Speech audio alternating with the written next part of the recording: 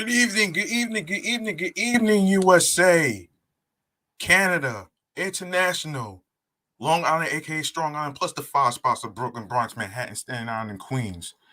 This is your man G Money Stacks, aka the Gregonator, aka the YouTuber, creator, essential worker for a supermarket, misunderstood lonely nomad, unstoppable independent podcaster, and rookie podcaster of Queens, New York.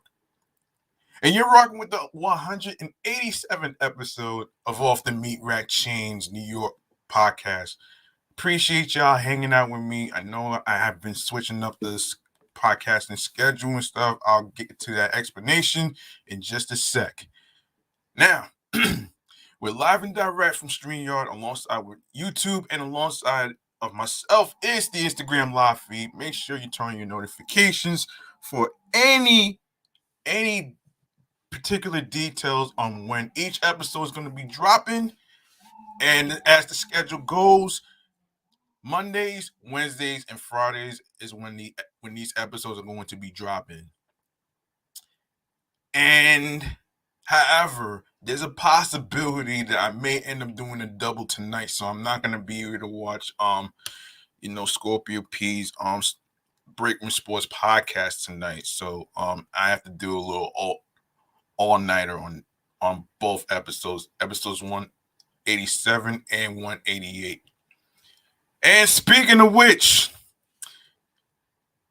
go on to the YouTube channel and grab that subscribe button for me on the YouTube channel, which is G Money Stacks 555, where you see all the New York episodes already uploaded and posted to the YouTube channel page. Tap that noti bell so you can be reminded when the show goes in the air via live stream. Leave a like and a comment alongside with the episodes and topics that is going to be discussed. And of course, more video content, upcoming episodes and previous episodes. And of course, spread the word, tell a friend to another friend. And of course, I'll handle the rest on where you can listen to these episodes on every streaming platform at the end of the show. Now, before I even get into this episode, I want to address something actually, and this is something that kind of got me thinking actually. This is pertaining to the fact that every week I like to do research on particular fun activities for people that's living in California and the people that's living in New York and stuff. Because the point of this platform right here is for me to actually give you some solutions from whenever you're having like a bad day at work, whenever you're having you're having a problem with your parents, the old schools, and a hard time and whatnot. That's why I always like to provide solutions to 3-day weekends for you folks out there to have some fun. You know what I'm saying? Take your mind off of things. That's why I like to relieve people from. That's another thing. The mental health check-in. I always like to do that first as a warm-up. So that's just gonna be the warm-up for now. So this is mental health check-in, and let's do this, man.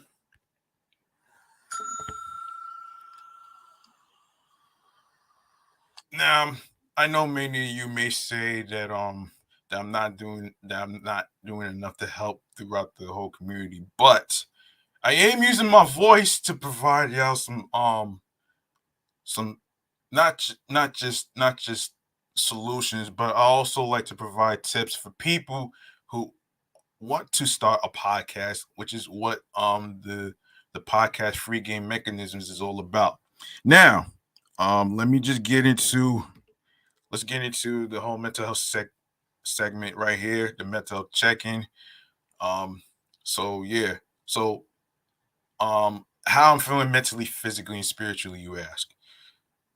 For the past couple of days, I was going through a lot actually, in terms of a particular individual who has a bruised ego which is my mother, who actually was getting on my nerves about my belly and being outside and stuff. But I was outside all day yesterday with a long nature walk after meeting up with a friend of mine who some people may know and stuff. So and and believe it or not, I really needed to get a chance to actually get more rest because you don't want to do too much to your body. You know what I'm saying?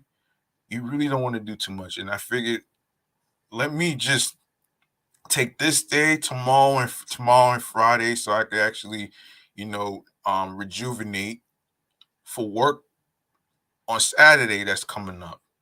That way, I don't have to, feel drained and exhausted and stuff. You know what I'm saying? So anyway, man, and also, I plan on doing a Q&A.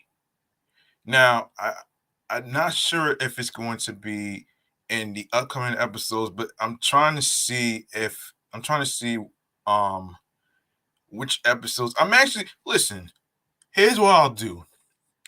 On the Instagram podcast show page, I'm gonna throw out a question on on on whether you folks out there want me to do a Q&A episode, and and and and your job as a listener and watcher on YouTube is to throw in some questions that you want me to answer, as far as anything goes. um it could be about how did this podcast came about, which I addressed it a couple of times, and you know what I'm saying, and it could be like, look, depending on what type of question it is, um I'm only going to pick one of the questions um that's not going to be, like, considered offensive or anything like that. So I will actually make a posting and to the Insta story on what particular what particular episode you want me to actually do the Q&A.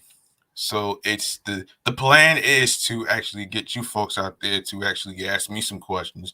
That way you can get to know me. Even though I haven't had any heavy guests on this New York podcast platform right here, it's only because it has to do with the time zone differences and people's work schedules and stuff like that. So that's the reason why I'm not really I didn't get um heavy with guests compared to some other podcast shows, because I wanted to actually make sure that I provide more content for you guys out there that's actually listening. So it's my duty to actually reach the 200 milestone with you folks out there.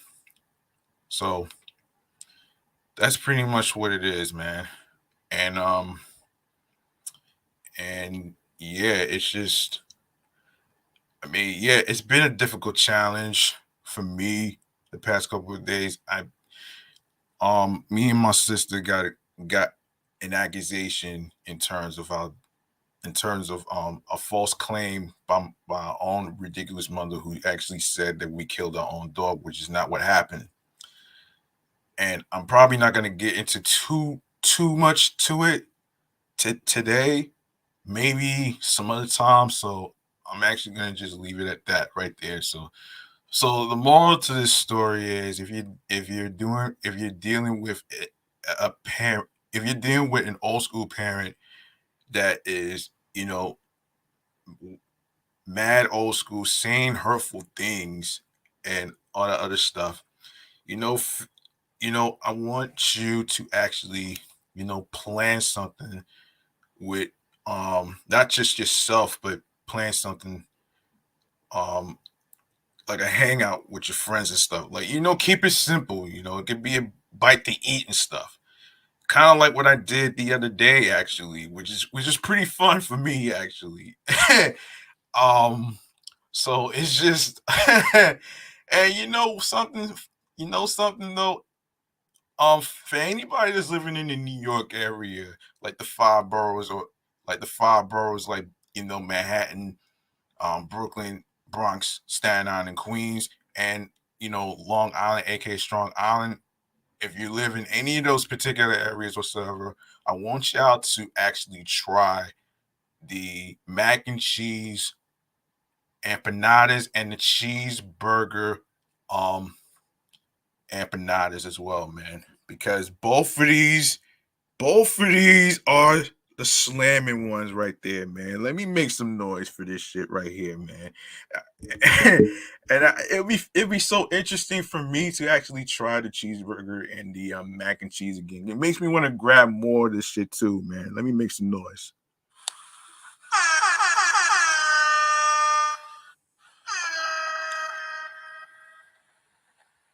Yeah, man. Yeah, yesterday was a lot of fun, man, and I can't wait to actually check out Fresh Meadows Park where the Unisphere Globe is. I always wanted to check out that place because I remember there was a bus ad that had a picture of the Unisphere Globe on there, which was an ad for the New York Community Bank slash Queens Savings County Bank. So depending on what day exactly next week, just gotta wait and see. So and I may even have some pictures of not just myself, but like the Unisphere itself, though, man. I always want to get a picture of it, though. You know what I mean? So, yeah, there you have it right there, folks. And if you have any stories in terms of what you've been through as far as mental health or anything like that, you can. And if you want some tips or solutions or whatever, you can actually DM me at gmoneystacks555 in Queens, New York, or you can actually email this show right here, which is off the meat rat chains New York podcast at gmail.com. All right. Once you once you tell me your story, I'll try my best to actually provide some solutions or tips and stuff. You know what I'm saying? I may not have all the answers, but I'm willing to try, you know what I'm saying? So there it is, right there.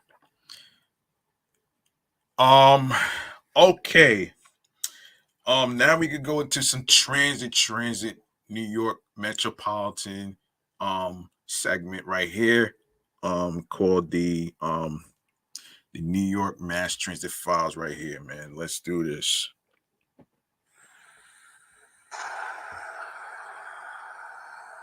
We have an idiot in Brooklyn, New York, who decides to actually, sexually assault somebody, which is not cool, folks. You know what I'm saying? Which is not really cool. Um, so he decides to actually let me get into this story right here, man, and I'll just do my diligence to actually get my thoughts on this story right here, man. It is. Um, okay. So we have a Brooklyn idiot right here, man. And when I tell you a Brooklyn idiot, and mind you, he's fucking black. There's certain certain individual blacks that actually do dumb shit too, man. So here's the story, man. According to AM New York,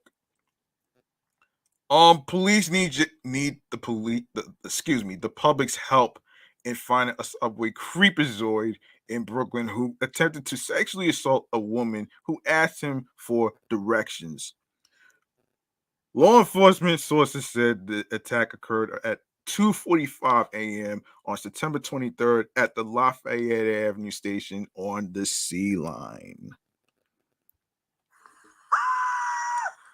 Moments earlier, police said the 36-year-old female victim was on board in Euclid Avenue bound C train approaching the stop when she approached the suspect and asked him for directions.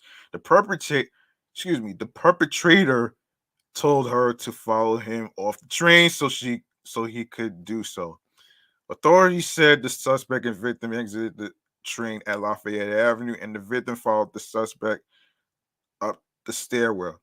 Suddenly, police reported the perverted perpetrator turned around and exposed his genitalia to the woman.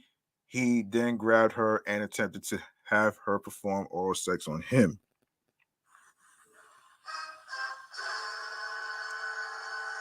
And there's more to this story, but the sexual assault was interrupted when two MTA workers appeared on the scene. Authorities said the creepazoid then fled the scene in an unknown direction.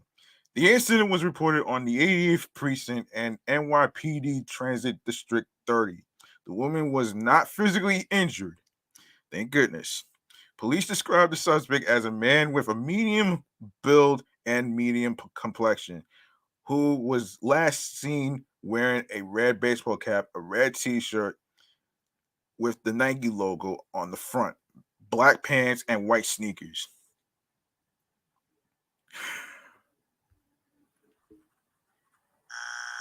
On Sunday morning, the NYPD released security camera video showing the suspect at the Lafayette Avenue station. Anyone with information regarding the attempted sex assault or the creepazoid's whereabouts can call Crime Stoppers at 800-577-TIPS. For Spanish, dial 888-57-PISTA. You can also submit tips online at the website crimestoppers.nypdonline.org or on the Twitter sphere NYPD tips. All calls and messages are kept confidential. Okay. Another transit news that we need to talk about here is hold on a second. Hold on a second here. Hold on a second here. Yes. Here it is. So, transit boosters called on Governor Kathy Hochul to better fund the NCA so New York City subways and buses can operate every 6 minutes. The advocacy group Riders Alliance relaunched their campaign for 6 minutes service Sunday, urging the governor to divert more state funding to the NCA in the state budget. The advocates argued that frequent schedules would entice more New Yorkers back to mass transit and out of cars as ridership remains about 40% down from pre-slamdemic. Strap hangers from across the city rallied for the 6-minute cause outside Barclays Center in Brooklyn Sunday, detailing their struggles to get around the five boroughs, especially outside of the traditional peak travel hours. Without 6-minute service, I have to plan excessively for every essential trip, and my weekly shopping just becomes a long day of waiting for buses and trains and chokeholds and the transfer points, said East Harlemite Ariel Smallwood. A life without 6-minute service just makes being spontaneous a luxury. Luxury, excuse me. One Jamaica Queens resident who used to live in a homeless shelter said that the gaps between even threatening, even threatened her being able to have a roof over her head due to strict curfews at the facilities. Unreliable public transportation made it so stressful for me to make it back, wondering what would I do if I missed my curfew because the long wait time, said Leonie Cook. That's what the governor doesn't understand. Missing a train or bus and the next one comes in 15 minutes or more can mean not having a shelter for the night, she said.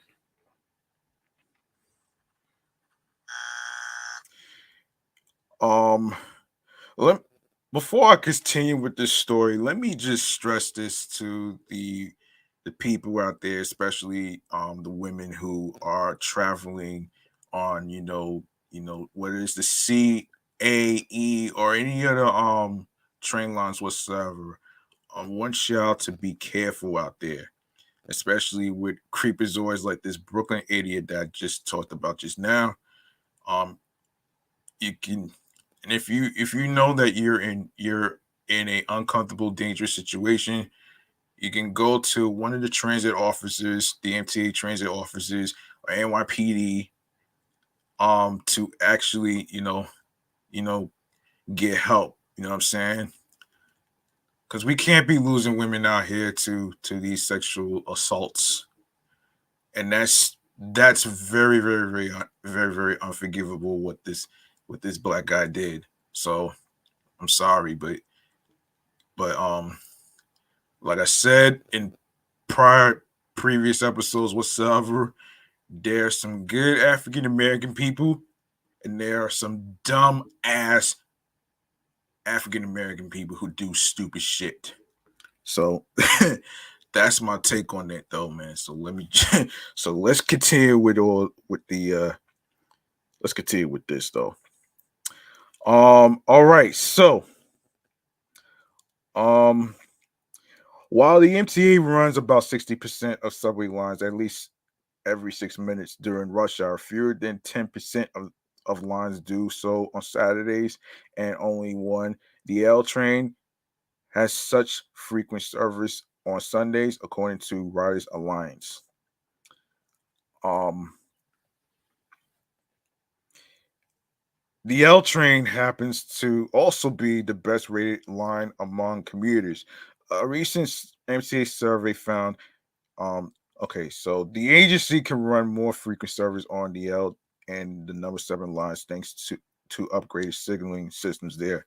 Ridership rates have recovered much faster on the weekends, and big wigs at New York City Transit and MTA subsidiary in charge of the city's subways, buses, and Staten Island Railway recently appointed a weekend service czar to improve riders' experience during those days when transit officials often schedule, upgrade, and repair work causing outages. The MT also suffered crew shortages due to illness, retirements, and a hiring freeze during the slandemic, triggering longer wait times for commuters as the agency had to cancel trips. One Queens College student said he had to wait half an hour to catch a bus in the middle of the afternoon recently, and that the long waits were discouraging from discouraging him from using public transit. Yeah, I don't blame him, man. Listen, I actually experienced shit like this all the time when I was going to college in Long Island City, Queens. And the longer waits is like more than it's like usually it's like more than 15 minutes. Now, to wait for half an hour, I actually had to do something like that as well. Because it's like um it, it can be a headache though, man. So I kind of feel his pain on that one. Yeah. So yeah, I actually feel him on that one. What would have been a 15-minute drive turned into an hour commute, Michael Forcino said. I use my mother's car as often as possible to avoid these dreadful commuters. Yeah, dreadful commutes. Yeah, rush hour is a fucking bitch. I get it. I'm essentially being forced into driving a car because of unreliable public transportation. Yeah, it used to be 24/7, but it's not anymore. The nation's largest mass transit system faces a deficit of $1.6 billion a year as $15 billion in federal slandemic aid to cover depleted fare revenues begins to run dry.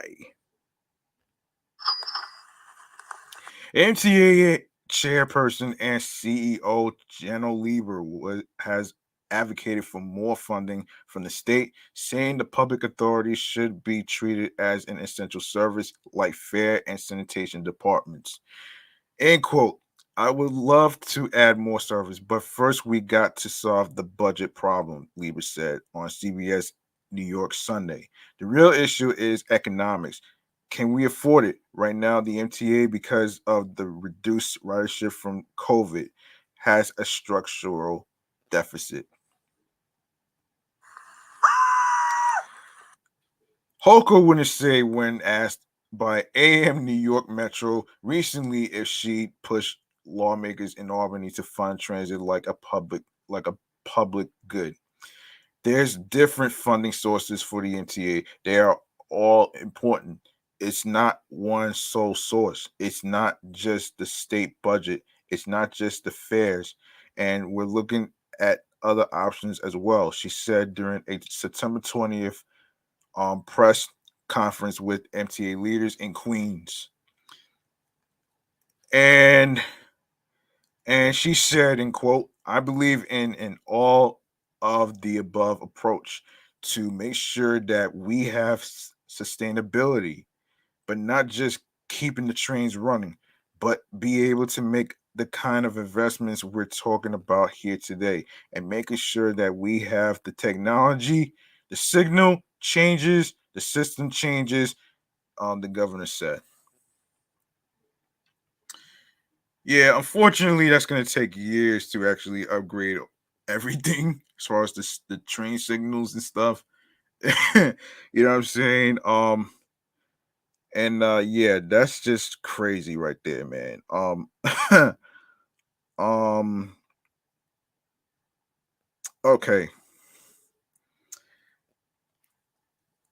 All right, let's get into another segment right here that I'd like to call. Hold on a minute here.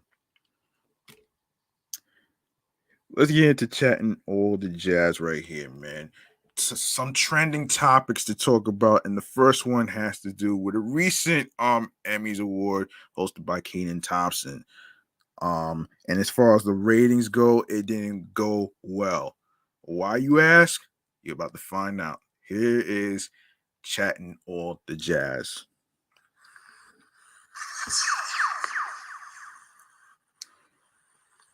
All right, so let's go into what went down at the Emmys. So, all right, so here it is. A dance remix of the Brady Bunch theme song. Who asked for this? Yeah. Why did they want it? Where can we imprison them? The 74th Emmy Awards were a special shambles immediately. When the night started with side dance numbers to set high, classic TV theme songs. That's the Game of Thrones, bitches. declared declared host Kenan Thompson, closing out the unfunny choreography in a Daenerys way.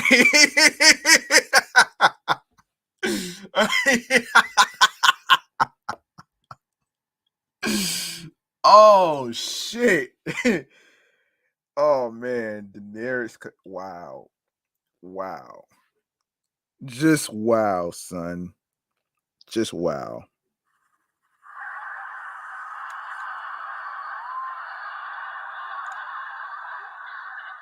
Targaryen hair as a punchline would have felt late in 2022 when Game of Thrones was only 2 seasons old and Thompson had only been on Saturday Night Live for 78 years. Damn. 78? Damn. His whole thing is longevity. So maybe you are inclined to forgive all the ring a ding one liners.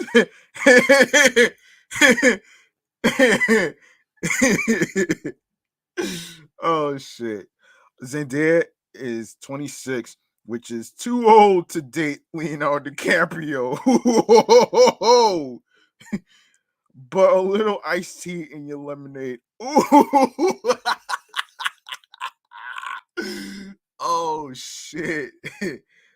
Oh my gosh. All war shows are too much lately. Nothing is ever just an auditorium. The big concept here was screens, as in never too many screens.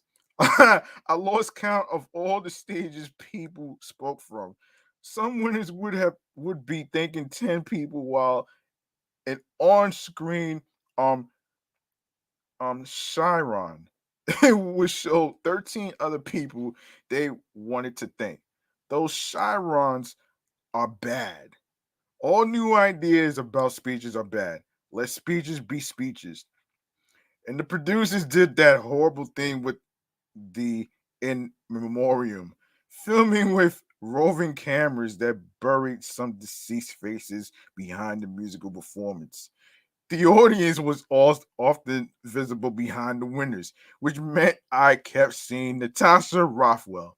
So great on Insecure and the White Lotus, constantly turning around over the back of a chair toward an acceptance speech. Things look awkward. Yeah, I'm pretty sure it did. Lauren Michaels thanked the SNL people standing here tonight, and a long shot camera angle showed a jumble of faces and bodies. It was impossible to tell who was on the stage, who was sitting elevating behind the stage, and who was Zed. The de facto Emmys mood is triumphantless lately, which had a tad delusional given the evaporating viewership. Some amazing shows and wonderful artists won on Monday, but the TV Academy always overstretches. Two montages celebrating doctor shows and police shows. Coincidentally, all shows that barely get nominated anymore. Thompson often felt less present than poor Sam J, a funny comedian who has to live down announcer patter like these two go together like Hennessy and Tupac. Oh, whoa!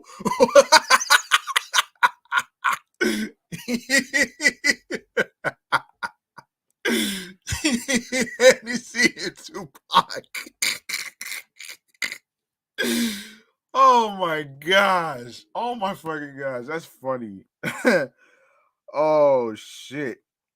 And here are two cops no one wants to see defunded. Bart prank called Mo about Botox. Ay caramba. And Lizzo had to tee up one category by describing the Emmy, who is, in her own way, a really big girl. God love her. She made about four distinct surprise, disgust, baffled apology faces before continuing. I didn't write that. They did. Yeah, all right. The show got better when it got out of the way. Cheryl Lee Ralph turned her Abbott Elementary victory speech into a victory song.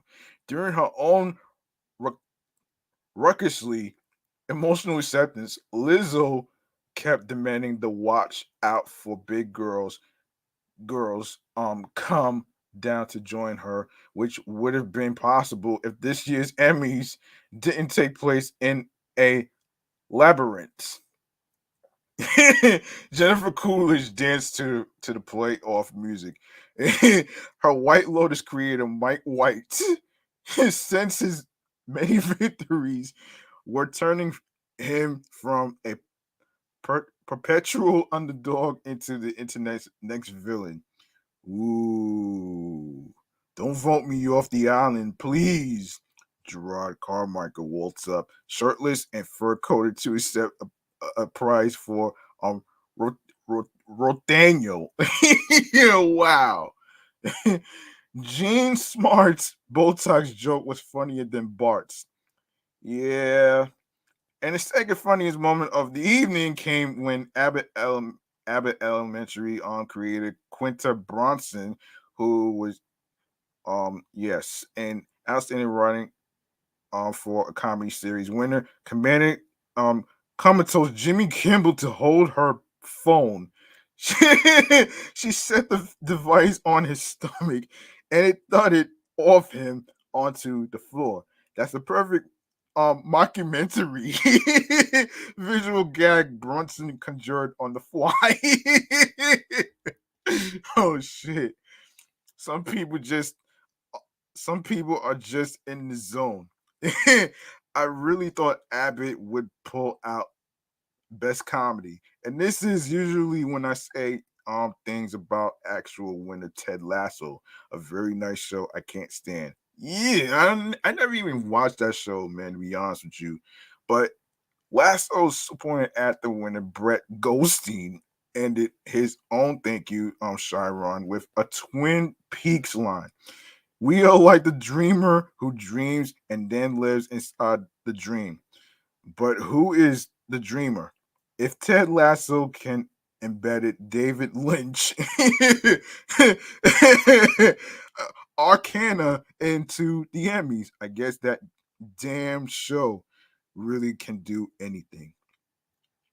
And though I was bummed by Better Call Saul's clean non-sweep, it was fun to scan a potential Squid Game upset through a couple of history-making wins before Succession's inevitable victory in the outstanding drama category. Of course, respectfully, no table looked more fun than the Yellow Jackets table.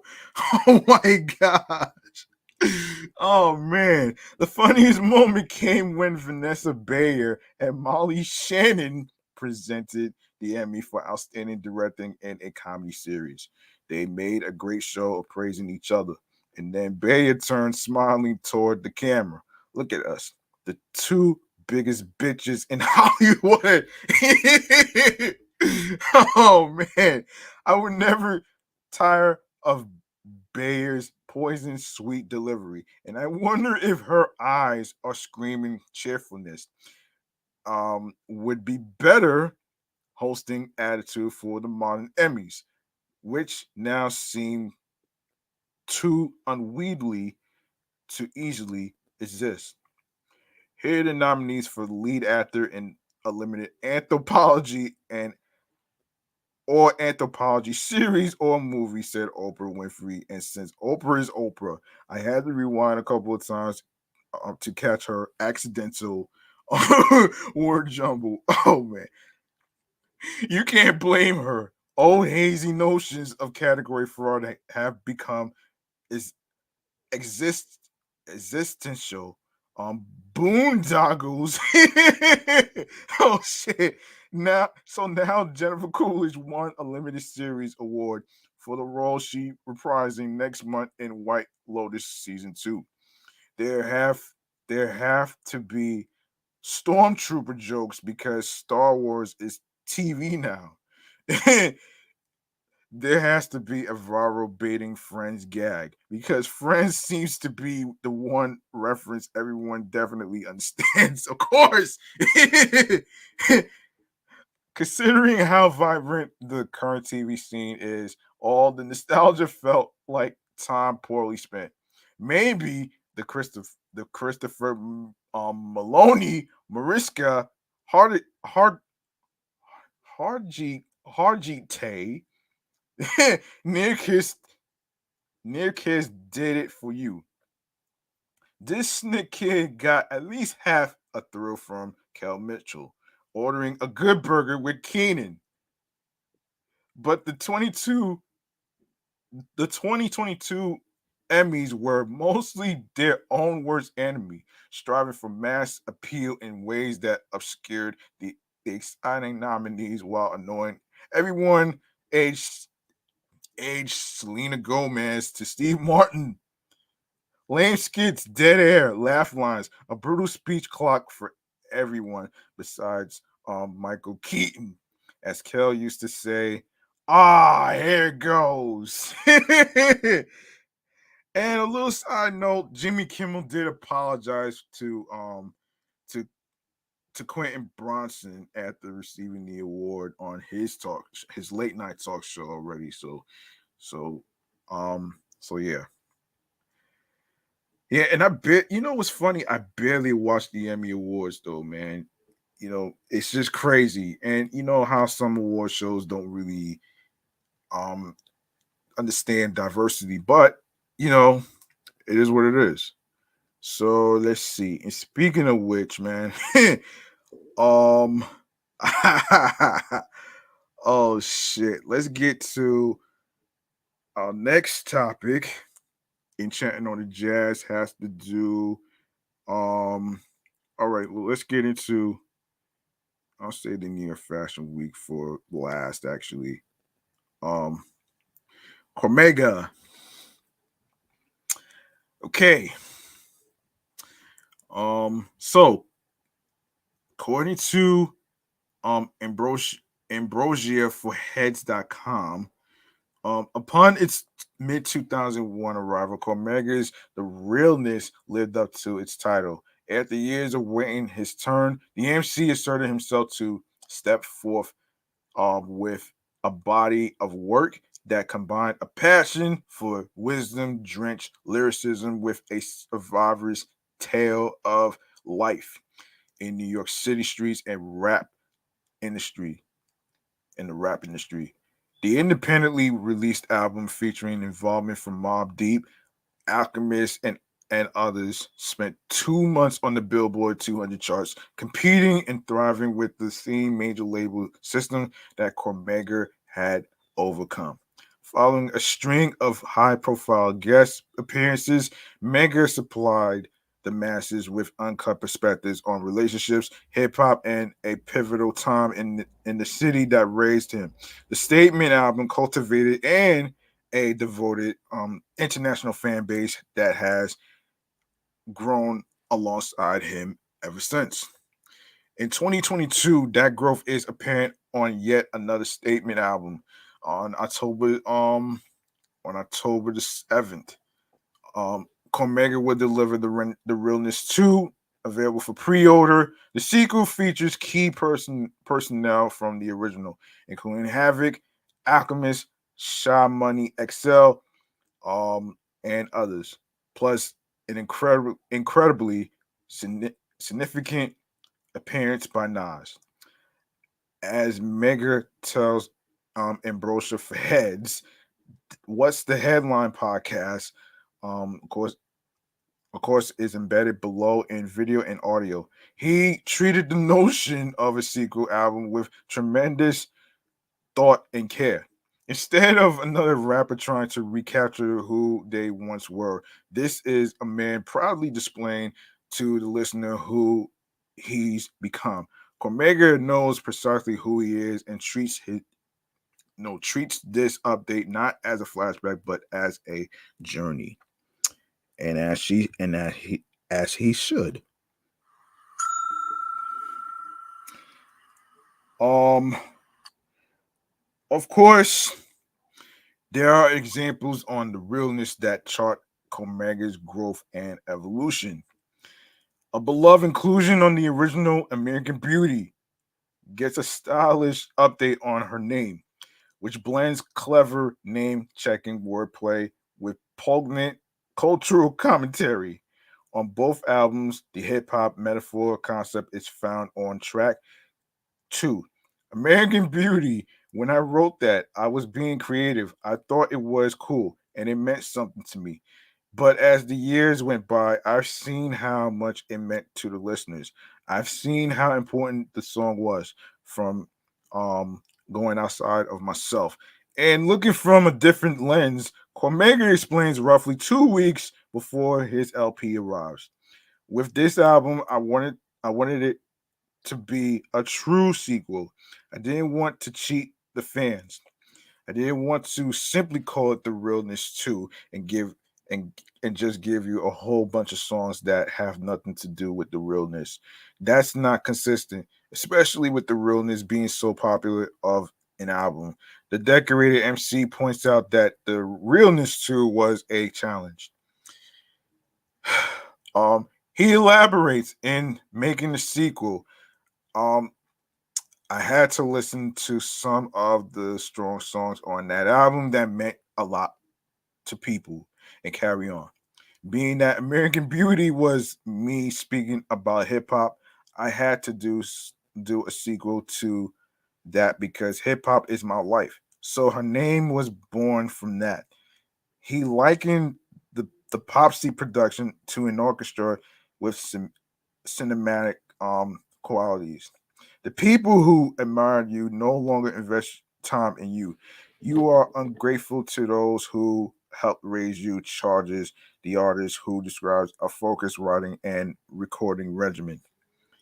There's another update on the sequel. 2001's The Saga carried The anything but boostful confessional lyric. I'd be lying if I said I wasn't hustling no more. 21 years later, Cormega enlisted the same producer, Big Ty, for the saga resumes. This time, Mega uses the same concept, the same spot in the chorus to declare, because of rhyming, I ain't hustling no more. Amid a song that shows contrast and evolution, it feels like I can give somebody hope. I'm gonna tell you something. When I was young, when I was a teenager, people like Michael Jordan, Mike Tyson, and them were heroes to us. Cormega shares standing in front of a giant iron Mike portrait. So were the Alpos and the Rich Porters and the Supreme Team and Supreme Magnetic. Those people were iconic to me. However, in this in the years since idolizing athletes and street moguls, Cormega's worldview has broadened. When you are sitting on the benches in the projects, your vision is confined to those buildings. You don't see past that. And once you see past that, it's wow. There's a whole world out here. So, in the saga resumes, it's showing evolution, it's showing hope, it's showing growth, and it's showing this is realness. Cormega says that using the same producer on both songs added evolution, and that Big Ty's music allowed him to be as authentic as possible. One moment, please.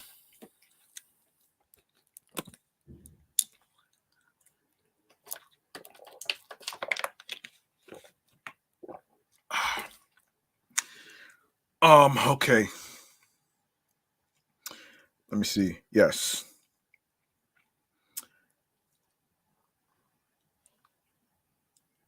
You could tell this song is related to the saga as soon as you hear it. Instantly. It sounds like it, but it's different. They are in the same family. The lyrics reflect that sentiment, evident in lines like, this epic beat was meant for me to bless indeed its destiny. I'm unlike you've ever seen. Poetically, I built legacy with sweat equity. Um, the one in the 100-minute interview, Cormega also describes the impact of his new Nas collaboration and 2020's full circle reunion with the firm. The artist credits large professors' candid opinions in crafting the realness too, and unpacks why a previously released concept song, White Roses Part 1, now gets a full release with an additional conceptual verse honoring Biggie Smalls and Wu Tang Clan. The time calls for episode 90 of the What's the Headline podcast with hyperlinks to skip around, of course. And of course, you can check that out on every streaming platforms where you get your podcasts on there, including Spotify. And of course, this is crazy, man. Um, yeah. Yeah, anyway, man. So up next, um, let me see what else can we wait. Up next, hold on a second.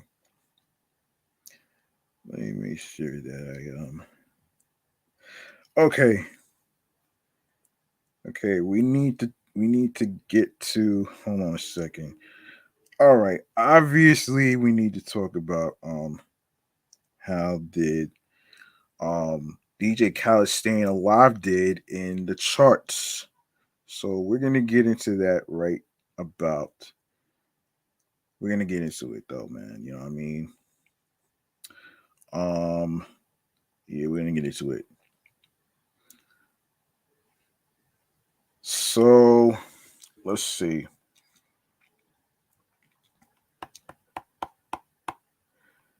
Um, okay. Don't know why this is saying that more. Okay, here we go. Wait for this to load and All right, here we go. So, of course, DJ Khaled released his 13th studio album, God Did, today, which was recently August 26th. The album is loaded with features from several hip hop stars, including Jay-Z, Drake, Kanye, and many more. The 18-track LP also includes features from Lil Baby, Eminem, Future, Travis Scott, Rick Ross, 21 Savage, Kodak Black, Nardo Wick, Takeoff, City Girls, Don Toliver, SZA, Lil Durk, Gunna, who's in jail right now, Quavo, Lotto, Roddy Rich, John Legend, and the late great Juice World, among others. Some early fans, some some early fan favorites have been the title track "God Did," which features Rick Ross, Lil Wayne, John Legend, and a 4-minute verse from Jay Z for "Use This Gospel." DJ Khaled remixed Ye's song of the same name, which originally appeared on his Grammy-winning album "Jesus Is King." The new track features production from Dr. Dre and Timbaland and a verse from Eminem. Staying Alive by Drake and Lil Baby served as the lead single to God Did, which was released earlier this month. Both Drizzy and Baby appeared on other songs on the album. Drake is on the LP's opener, No Secret, and Baby on Big Time with Future. The Miami bred producer also released the music video Big Time um, Friday, August 26th. Of course, you can take a look at the visual below to Big Time and fans reacting to the album, to the new album. Okay. Obviously, let's see. So many people on Twitter chimed in. So Track Pros says nobody touched the bill till Hove did. How many billionaires can come from Hove crib? I count three. Me, Ye, and and Re Bron, a rock boy, soul for technically. Man of the year, Jay-Z leaving the studio after recording his God Did verse. um Ben Jerry. Not to be confused with Ben and Jerry's ice cream, folks. Rick Ross, Lil Wayne, Jay-Z, and John Legend on God Did. Hashtag God Did. The wave of mon- the wave of monkey the wave of monkey game.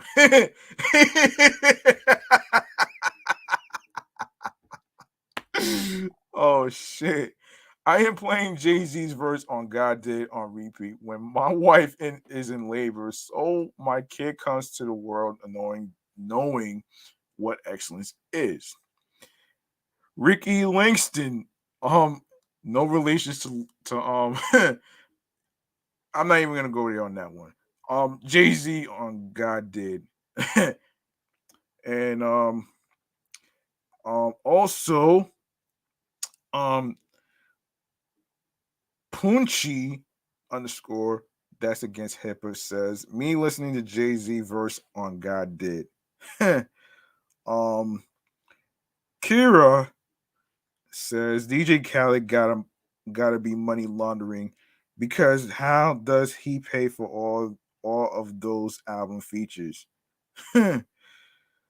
Flame says 21 Savage proved again on on DJ Khaled album DJ Khaled's album why he's the best feature artist in the rap game right now. Good question. Of course, yo, damn, Rap TV got a whole list of people right now, man. So Rap TV states that Stack Night for Music, of course, Kanye West, Drake, Travis Scott, Lil Wayne, Jay-Z, Eminem, DJ Khaled, Jid, Juice World, late great Juice World, um, Little Durk, 21 Savage, Future, Little Baby, Roddy Rich, Quavo, Takeoff, Offset, Moneybag Yo, Don Toliver, Kodak Black, Gunna, Lotto, City Girls, Nardo Wick, Vori, Earth Gang, and Dro Kenji. And and the list goes on. Um so another person says, okay, Gail Bateman says DJ Khaled album. And you got the anime characters and the DC characters. What Rick and Morty? Oh my gosh, man! And Street Fighter. Oh man. So a lot of Red says DJ Khaled really assembled the Avengers for this album just to not include Playboy Cardi. He had other ideas. Don't know. Of course, another person says Kanye, of course, Derek Minor.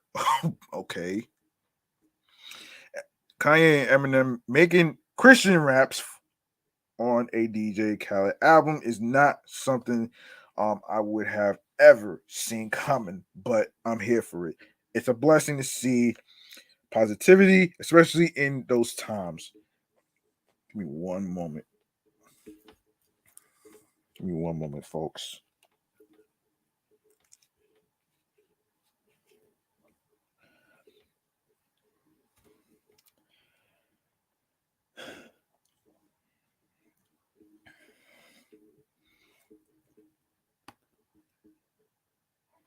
All right. Lucas World says to make a song named DJ Khaled to be in the DJ Khaled album with the same song, Juice World would have been so proud.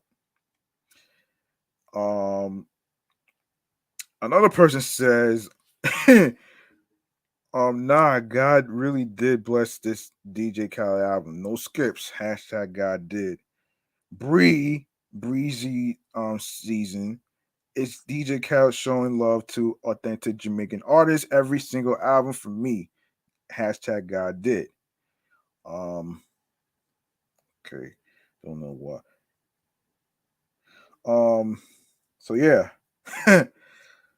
Yeah, Staying Alive, man. Yo, if you haven't seen or heard the video, I'm pretty sure a lot of radio stations has been playing it constantly. So, you know what I'm saying? And speaking of playing constantly, let's talk about something terrible right here before I get to her. Okay. So here's what's happening here. Shocking footage shows the moment a still at large suspect plowed his car into three people, including a mother and a baby, as he fled a traffic stop in Queens on Wednesday. The surveillance video obtained by the Post captured the horrifying ordeal that begins with police officers speaking with the driver of a black SUV at the intersection of Wyckoff Avenue and George Street in Ridgewood shortly after 5 p.m. The 28-year-old mother is seen pushing her 2-year-old daughter in a stroller across the street as one of the officers motions to another cop inside of a police cruiser when the driver floored the gas and took off, the video shows. He slammed into the mother and child who were just feet away from where he was pulled over and hit another 35-year-old man not related to the woman and child.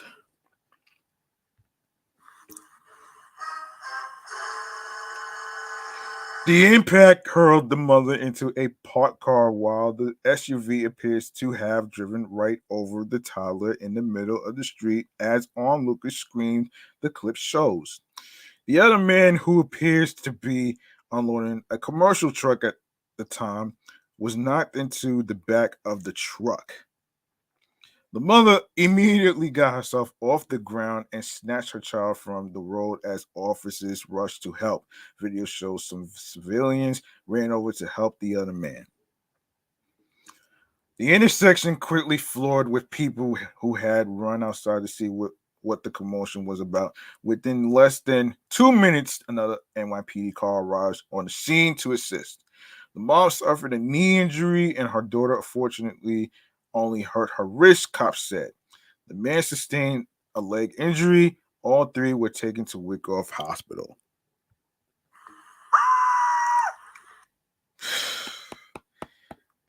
Yeah, that's the reason why I don't drive. I don't really drive right now, man. Which is pretty nuts, though. But anyway, man, police said the driver had been pulled over for driving with a suspended license and ordered him out the vehicle. The suspect's car was later found in Brooklyn, but the driver is still at large.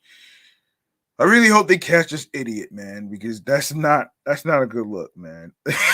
Yo. That's not a good look, man. This is not the rated R movies of the car chasing shit, of all that stuff. Anyway, man. All right, so let's go to H.E.R.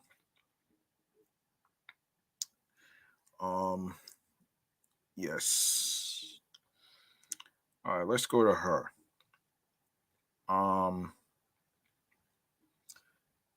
Okay, wait a second. Wait for this to load.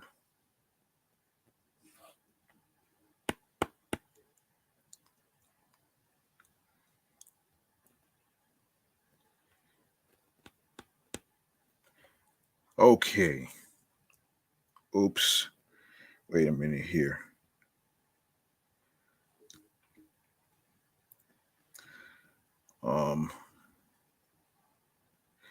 Okay, here we go. Here we go right here.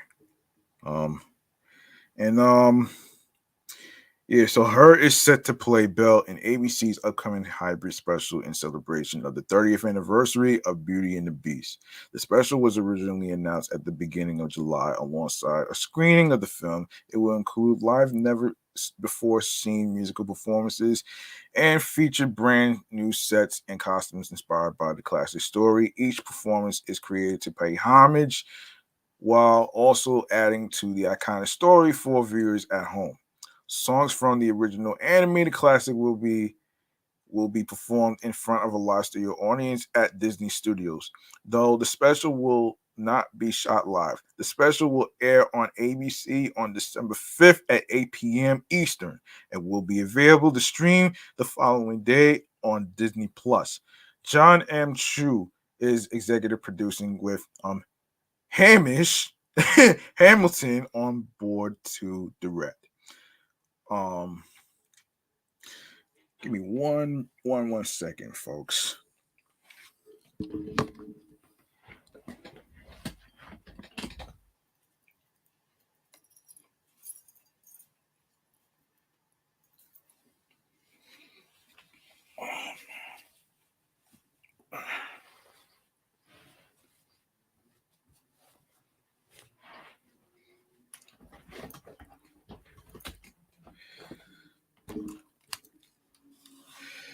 Yeah, sorry about that, man. I had to take off my shirts. Anyway, let's continue where we left off here. Let's continue where we left off here. Okay, here it is. H.E.R. is a 5-time Grammy winner, including a win for Song of the Year for "I Can't Breathe" in 2021 from her debut album "Back of My Mind." She's also an Academy Award winner for her song "Fight for You" from the critically acclaimed film Judas and the Black Messiah.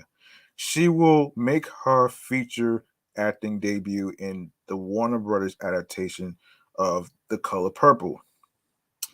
With her obvious extraordinary talent and stage presence, H.E.R. is the perfect embodiment of our Belle, and we are thrilled for audiences to see her in this celebration of creativity, said Chu. We were both influenced as storytellers by the original animated movie.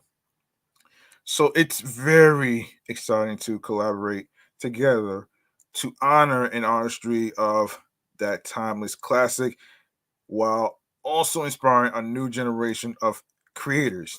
Beauty and the Beast A 30th celebration is produced by Dun and Dusted in association with Walt Disney Television Alternate and Electric Electric Somewhere. Executive producers are Chu, Caitlin, Foyto, Hamilton, Raj Kapoor, Richard Kraft, and Katie Mullen. H.E.R serves as producer. Beauty and the Beast was released in late 1991 and went on to achieve considerable box office and critical acclaim. In 1992, it became the first animated film to be nominated for the Oscar for Best Picture. It ultimately won 2 Oscars, one for Best Original Score and another for Best Original Song. Well, congratulations to her, and like I previously just said, it's not going to air. It's not going to air until it's not going to air on ABC until December 15th at 8 p.m. and 8 p.m. Eastern. If you want to check it out on December 15th, December 15th, check your local listings. And of course, congratulations to her for being in The Color Purple and being featured in the live adaptation of Beauty and the Beast. So let's get to it, man.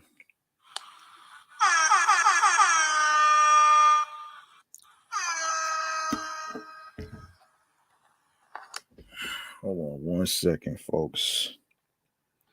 And up next, what we have here is let's talk TikTok for a sec.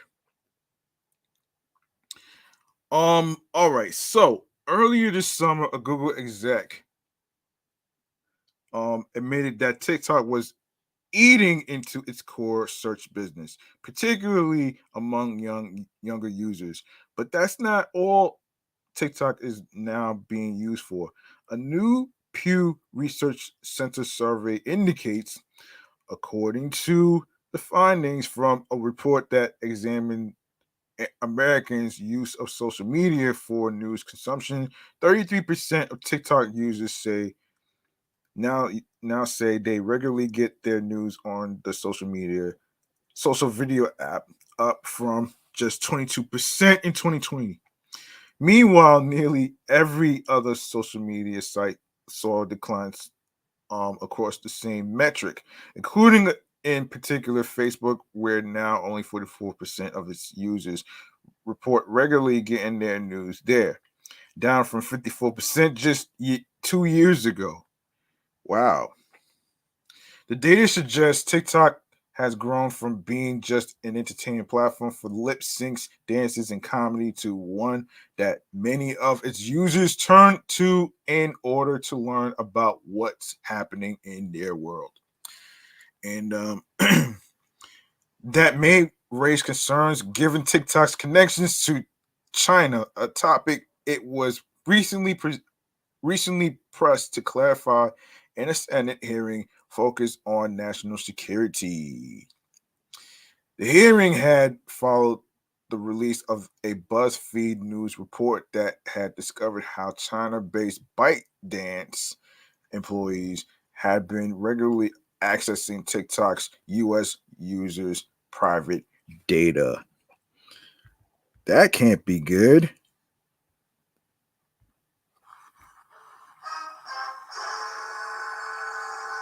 If TikTok were to become one of the primary ways younger people in the US learned about news and current events, then the app could potentially provide a channel for a foreign power to influence those users' belief with subtle tweaks to its algorithm. For the time being, however, TikTok is not a primary source of news consumption across social media. That honor still resides with Facebook.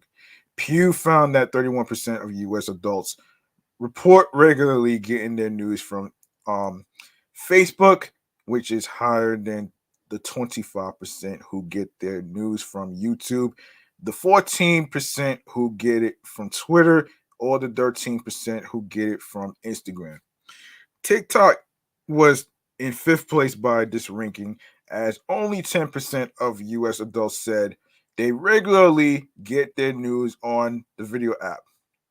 Of course, when TikTok's sizable user base of those under the age of 18 grows up, these metrics could quickly change. LinkedIn 4%, Snapchat 4%, Nextdoor, never heard of it. WhatsApp, I don't really use that. And Twitch, I'm familiar with 1%. Were much smaller sources of news among Americans, the study also found. In addition, Pew somewhat backed up Google's assertion that it was losing traction to TikTok and other social media apps, as it noted that the percentage of US adults who often got their news via web search had dropped from 23% in 2020 to 18% in 2022. But it didn't necessarily point to TikTok or any other social platform as gaining, as the percentage of adults often using social media of any sort of news consumption dropped from 23% to 17% between 2020 and 2022, as did other forms of news consumption like news websites and apps. It's not clear that any single platform is benefiting from these declines, as Pew didn't uncover a shift from digital news sources to others such as TV, print, or radio. All those saw declines in news consumption as well. Still, digital devices continue to outpace TV, Pew said, as the latter has seen its usage of it often drop as a source for news consumption from 40% in 2020 to 31% in 2022. Plus, when asked about preferences, more Americans, 53%, said they would rather get their news digitally than on TV. 30, TV 33%, radio 7%, or print 5%. An answer that stayed consistent since 2020. Wow.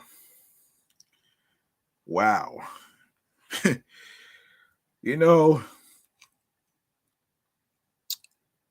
I don't usually get my news from TV. Sometimes I get my news from Instagram and other various websites like AM New York, the New York Post. There's QNS. There's the Source, Double XL Mag, Vibe, and of course Hip Hop DX is where I get my music news from. So that's pretty much what that is. So there it is. So all right, so Run the Jewels.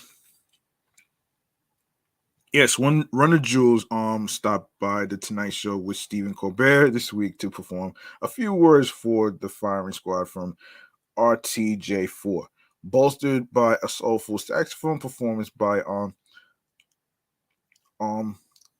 Cochimia um Gastelum, excuse me, and DJ Trackstar Killer Mike and EIP sailed through their verses on Wednesday, standing in a cloud of fog, a bet across the curse words.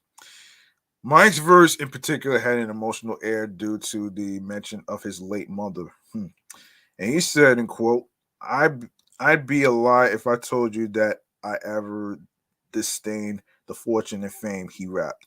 But the presence of the pleasure never abstained me from any of the pain when my mother transitioned to another plane. I was sitting on the plane telling her to hold on, and she tried hard. She just couldn't hang. Wow. The Colbert performance caps a busy few months for Killer Mike. In July, Mike starred in a campaign for the Cadillac Escalade V, which is 5, which he told Hip Hop DX was a no-brainer.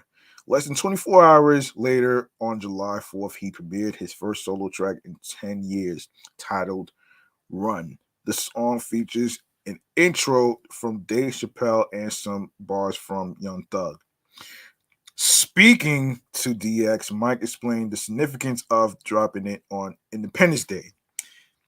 The 4th of July celebrates the founding of this republic and the rejection of British tyranny through taxation, he said at the time. And the first person to die in the name of this great republic was a man named Crispus Attucks, who was a son of an African father and a native mother, which by the one drop rule makes him a black man. The first person to die on the behalf of America was a free black man. True history is Crispus Attucks died for this country first. True history is if it had not been for cheap and free labor in the South, this country would not have become an economic denominator on the world stage in only 246 years. I wanted to make sure that was known on the day we celebrate this republic. Run the Jewels have already started working on Run the Jewels 5, which Mike confirmed during the interview. Run the Jewels 4 Run the Jewels 4 served as the duo's highest charting album to date, landing at number 10 on the Billboard 200 upon its June 2020 arrival. All right, up next. I'm gonna nothing much to say on here. Up next, let's go to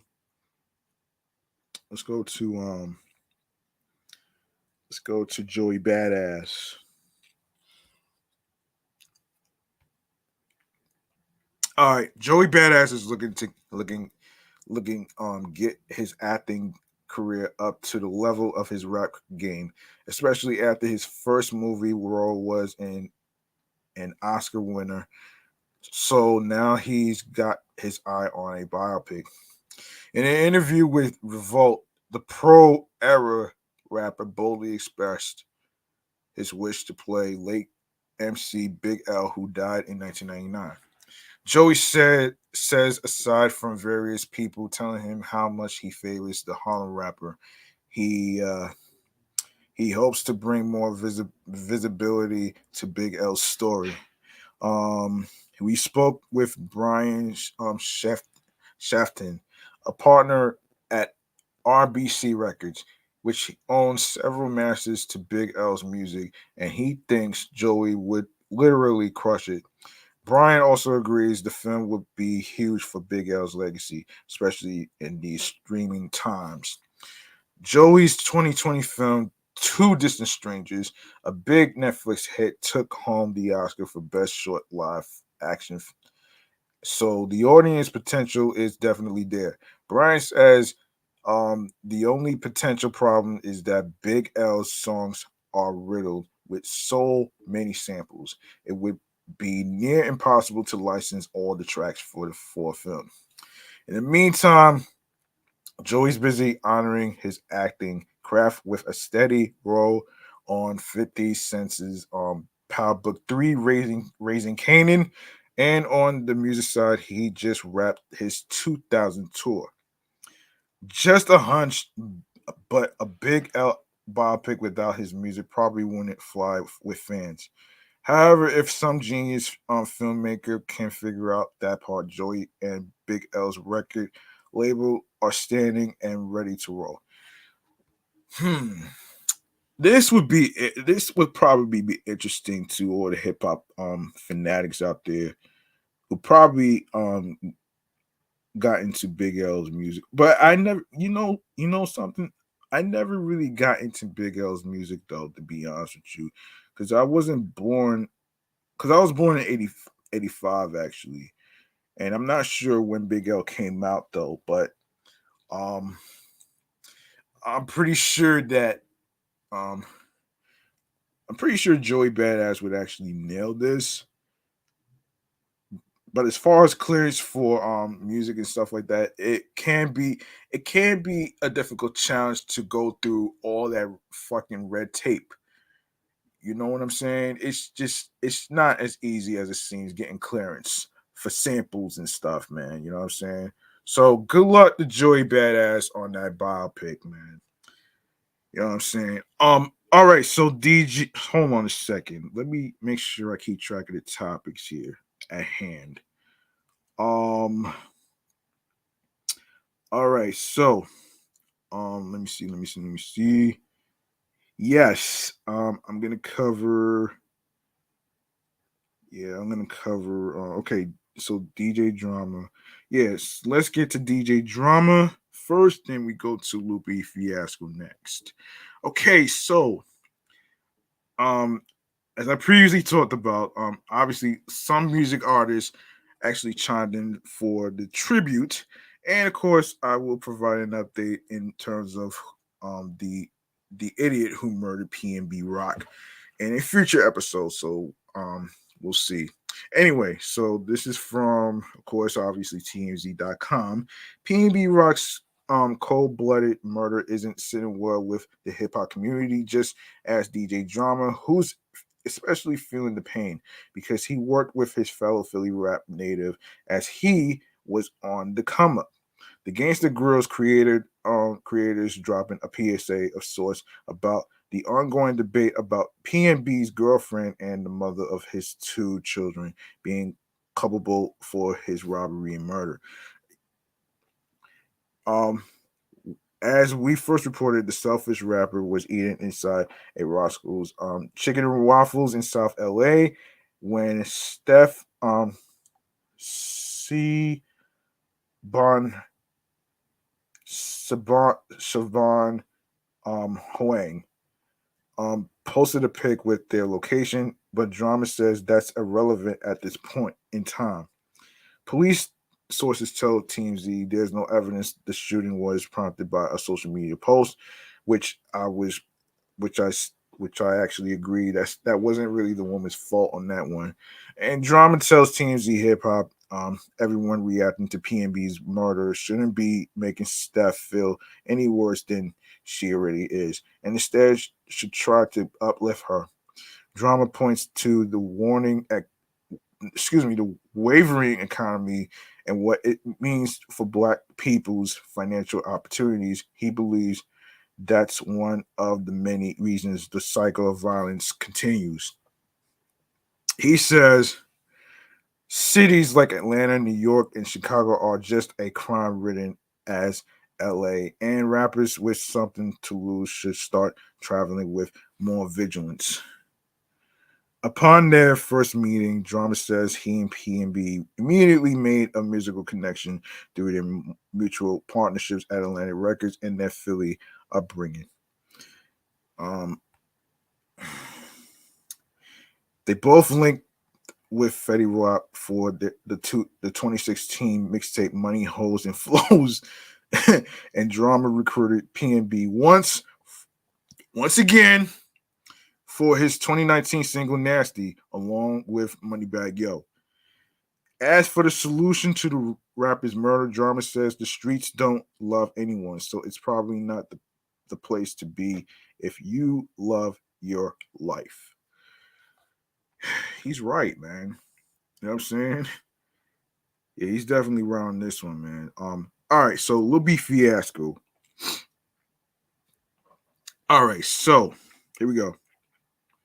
Lupe Fiasco releases The Pen and the Needles and from the 1st and 15th Vault as part of Chill's Spotlight 3 EP. Both songs hail from 2005 and originally appeared on Lupe's Fahrenheit 115th mixtape. Weaving dense webs of wordplay, Lupe Fiasco has been blowing minds with his incisive pen for the better. For the better part of 2 decades. Today, the proud Chicago native shares The Pen and the Needles, and two new songs from his vast archive, officially released on streaming as part of the new EP Chills Spotlight 3. The two unearthed tracks hail from Lupe's 2005 mixtape Fahrenheit 113th. Produced by Needles, who later found pop success, producers for artists like Bruno Mars, Drake, and Cardi B. The Pen and the Needles is a showcase for Lupe's twisty turns of phrase, the product of a then 23-year-old rapper strutted his stuff and proving that he could spit with the best in the game. Pivot my fitted, then began to rivet with a change of lyric. In other words, I reposition how I sit it, then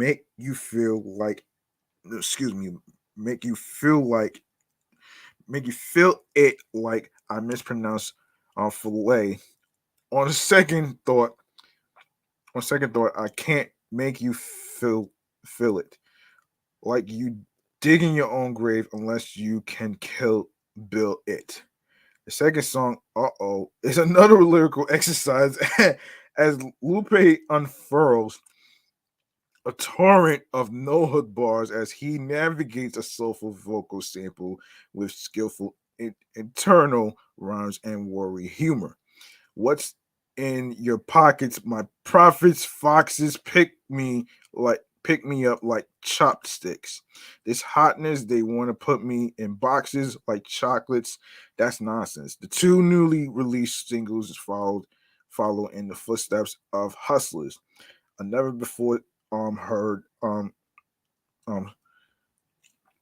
circa 2005 gem that dropped earlier this year.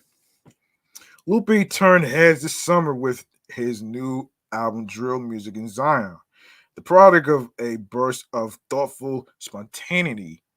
Lupe created drill music in Zion over a short period, diving into a folder of beats sent by Soundtrack and emerging with a fully realized album in just 3 days. The album is home to highlights like Naomi, in which Lupe fuses playful political analysis with potent emotional renaissance. No, excuse me, resonance. And Miss Moro, which continues a series of songs that started on 2014's on Tetsuo and Youth Muro and continued with his last album, Droger's Wave, and the jazz inflected title track, which Sly Lie comments on how art created amidst strife becomes um, commodified entertainment for the masses. Drill music in Zion made a splash on vinyl upon its release. Lupe was the top selling indie artist at independent retail, reaching number one on the Street Pulse chart and reaching number four on the vinyl sales chart and number three and on the breakout. The Chicago native is currently on tour on a series of shows celebrating the 15th anniversary of Lupe Fiasco's The Cool, recently certified platinum by the RIAA. Beyond Music, Lupe recently launched his LFT program, a new NFT program that allows fans to get closer than ever to Lupe. Unlike many NFTs, which solely exist in the digital space, the LFT program offers token holders an array of online and offline benefits. The benefits start with a generative art profile pic. Each LFT holder gets a unique digital artwork inspired by Lupe Fiasco's The Cool, which celebrates its 15th birthday this year. Beyond Music, Lupe continues to focus on the community organizations he founded, including We Are Mural, the Neighborhood Stand-Up Fund Society of Spoken Art, and his cross-cultural content venture, Studio SV. Yeah. Of course, Dream Music in Zion is on digital platforms on where you get your music. of course, obviously, Amazon, Spotify, and anywhere else you get your music and stuff. So there you have it right there. Okay, so let's see. What else can we talk about here? Let's see. Hang on. Let me make sure I don't miss anything. Oh, let's get to Fat Joe and Diddy. Let's see how much time we got here. All right.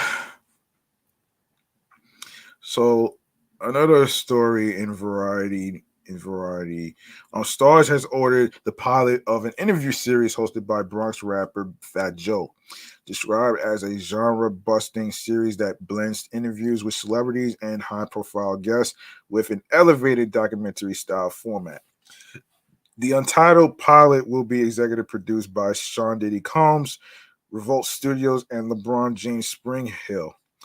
We're about to create the biggest and most culturally relevant series on television, Fat Joe said in a press release. With Puff, LeBron, the incredible team, S Stars, and myself are teaming up. Yeah, teaming up. You have a dream team that is guaranteed to produce TV gold. Hosting the show has always been a dream of mine, and I'm thankful for everyone who helped make it a reality. I promise you that we're going to push the envelope, deliver compelling interviews, and provide more entertainment. Do remember you don't know who I know. In March 2020, the Grammy nominated rapper launched the Fat Joe Show on his Instagram Live, where he interviewed public figures and celebrities such as Dr. Anthony Fauci, Representative Alexandria Ocasio-Cortez, Floyd Mayweather, Dwayne Wade, Jamie Foxx, and Alicia Keys. Combs added, I'm excited to partner with stars and bring these cultural giants together to create the number one show on television. Fat Joe is a very authentic and respected voice in the culture that deserves a platform to bring these important conversations to a global audience on a major network. Maverick Carter, Jamal Henderson, and Philip Byron will also serve as executive producers for Spring Hill. Alice Dickens Coblin stars SVP, head of unscripted programming, will oversee the project for the network. Time and time again, Fat Joe has delivered outstanding, insightful interviews with legendary personalities who define the zeitgeist, and we are thrilled to welcome him to the Stars family, said Catherine Busby, excuse me. President of original programming, Fat Joe, Sean Combs, and LeBron James are inspirational icons, and we can't wait to get started on this incredible journey. Now, there is no release date on this project, so this is more of a to be determined. So, in other words, it's more like a wait and see. So there it is, right there. It's more of a wait and see, folks. Okay. Kid Cudi.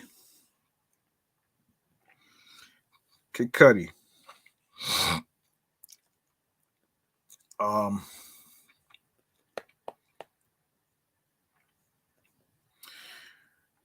all right. According to Deadline, Scott Kid Cudi, Mesh Cudi, and EP Kenya Barris have released the official trailer and key art to Intergalactic, an original animated story about a young artist named Jabari, voiced by Mesh Cudi, as he attempts to balance love and success. Um, the story finds him moving into his dream apartment and introduces him to his new neighbor, photographer, and it girl, Meadow, voiced by Jessica Williams. An explosion of art, music, and fashion ensues, set in the magic of New York City.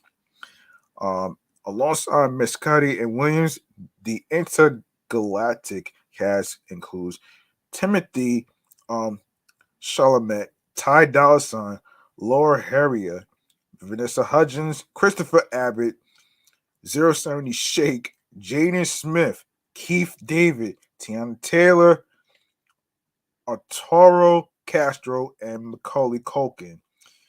Intergalactic premieres September 30th on Netflix. Of course, you can watch the trailer above on YouTube and all the other stuff right there. So market calendars for September 30th, Intergalactic on Netflix. Okay. Let's see. What else? Let's see. Oh, let me talk about this thing. Let me talk about this thing real quick, man. Let me talk about this thing real quick. I forgot all about that. Let me see. Hold on. No.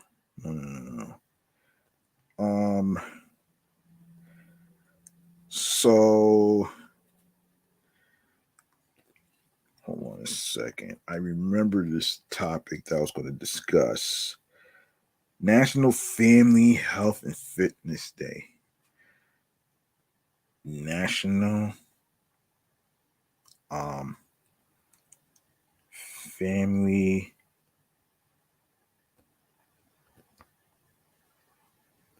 Health and Fitness Day. Okay, here we go. Let me set this trend. Let me set this up. Though. Of course, for those of you who were riding the Q5 with me as I was trying to reach work this past Saturday, what happened was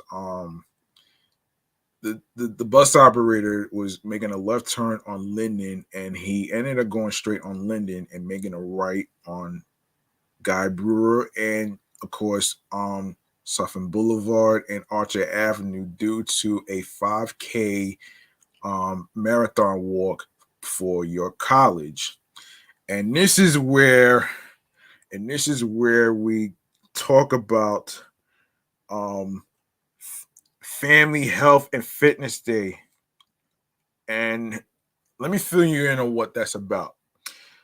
So Family Health and Fitness Day USA is on the last Saturday of September, and it's a day that promises physical activity and health with your loved ones. We share genes with our family, but aren't aware of the everyday habits we develop from our families as well.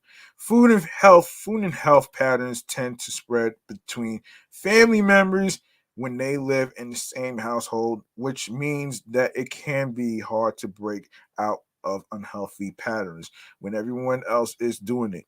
Thankfully, Family Health and Fitness Day USA reminds us to put family fitness first. So the history of Family Health and Fitness Day USA. So prior to the 1700s, epidemic diseases were a big risk to families throughout history. The plague, cholera, and smallpox were threats to everyone, especially the youth. Social status also attributed to a family's eating habits. Those from wealthier families could afford better and tastier meals and had healthier options, while those in the lower class had less access to adequate portions. The 1800s saw the birth of the one dish meal. Most families weren't wealthy and cooking equipment was limited. People didn't use a single pot for every meal, and instead they often cooked meals in one stew for dinner. This could have any variations of poultry, pork, vegetables, and potatoes for stew and hearty meals. Nutritional value wasn't their main priority. They cared about making food last and foods with the most amount of calories for energy, as there were many working families. In the early 1900s, most foods were prepared from what was available in the garden, cellar, or icebox. The location of the nearest general store could vary, which meant that many had to rely on their own lands. In 1921, the introduction of the first fast food chain, White Castle, changed the direction of the nation towards manufactured good food, as did the growth of industries that saw families moving from rural areas to factory jobs in urban areas.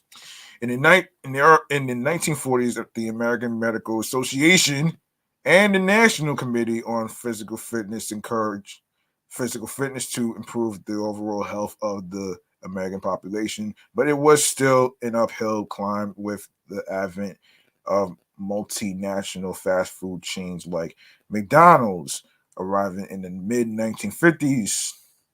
In 1996, the Health and Information Resource Center created Family Health and Fitness Day USA to promote a healthier lifestyle with family related health and fitness events.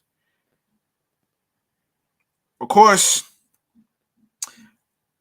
the question is how to celebrate Family Health and Fitness Day USA, you ask. Of course, play a family sport. Decide amongst your family what sport everyone wants to play and go out and play. It can be anything from football, baseball, basketball, or soccer. And for added fun, invite another family to a friendly match. If those sports are too serious, you can always play a less strict game of tag. As long as you are moving, that's all that matters. Number two, attend a local event at a health club. Contact your local YMCA's and health clubs to see if they are hosting any events in honor of Family Health and Fitness Day USA. You can bring your family along and learn more about general physical fitness and how you can improve your health. Afterward, you can discuss with everyone what you've learned. Go for a bike ride. Pull your bikes out of the garage, dust off the seats, and go for a bike ride. Find the nearest bike path or go riding around your neighborhood for a fun way to exercise. It's low impact. It doesn't demand a high level of skill, and it's an effective cardio workout. Of course, number three. Okay. Let's see. Um, yeah, required exercise. I'm not even gonna go into that one right there. Why Family Health and Fitness Day USA is important. So, we pass down our habits. Children watch what the older generation does, and when someone in family demonstrates proper physical health, it's likely that others will follow. To better help the next generation, we have to first take care of ourselves. Um, it's not that difficult. The idea can seem daunting at first to change your normal routine, but by making small changes, you can redirect the track you are on and start a healthier lifestyle. Hold on 1 minute.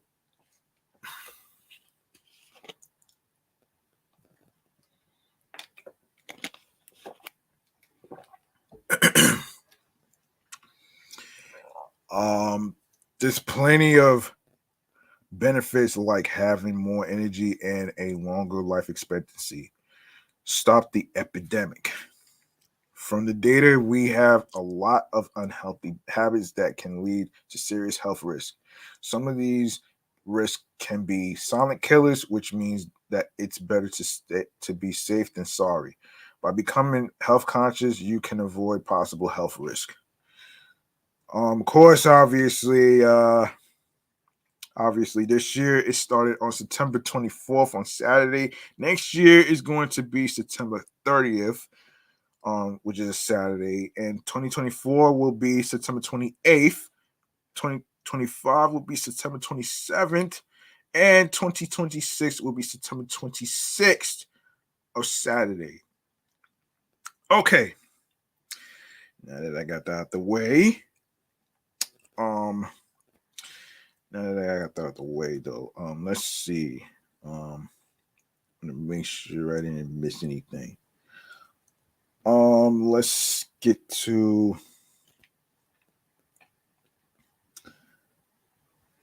Okay. All right. Let's get to this movie right here, End of the Road by Queen Latifah and Ludacris. That's on Netflix right now. In our segment right here called the movie Man Cave Popcorn segment right here. So here it is.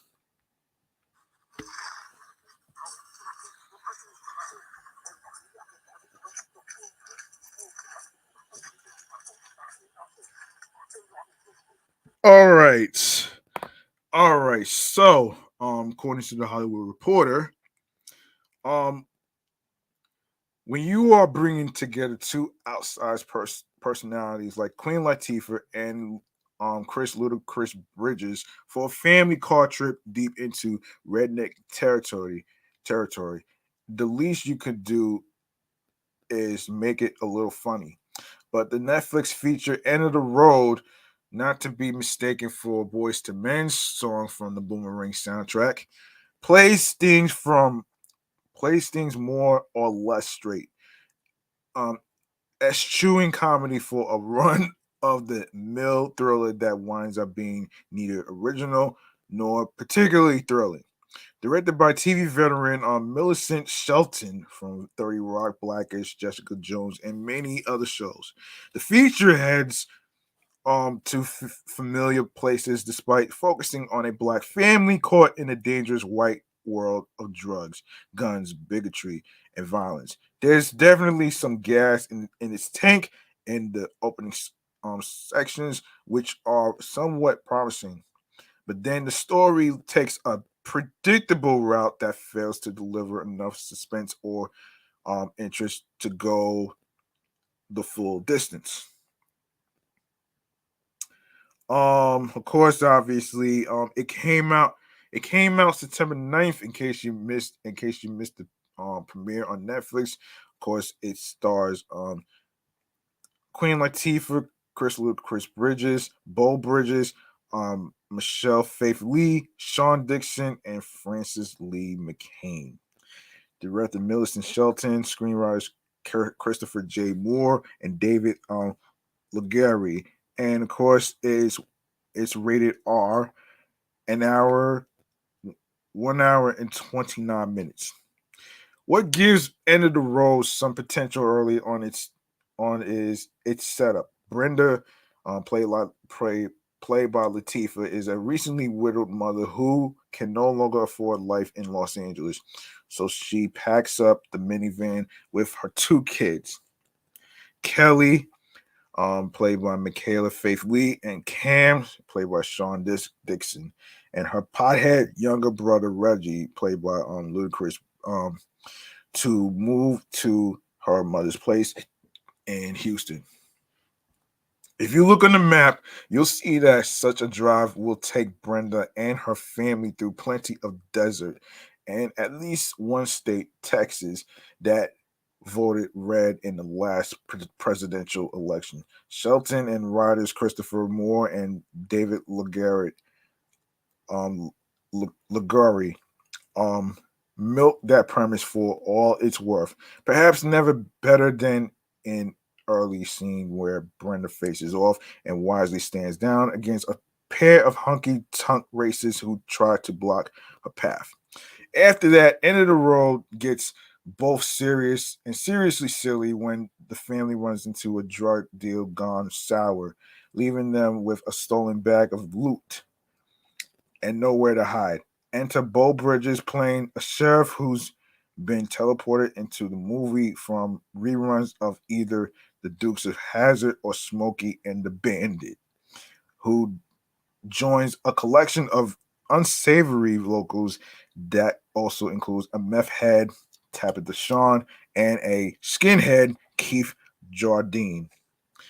With Latifah and Bridges at the wheel of this could have been played for laughs, up um upending a boilerplate scenario in a clever Jordan Peele kind of way while mocking all the Southern bigotry. Instead, the filmmakers tried to inject pathos into a formula that probably could have used much less of it.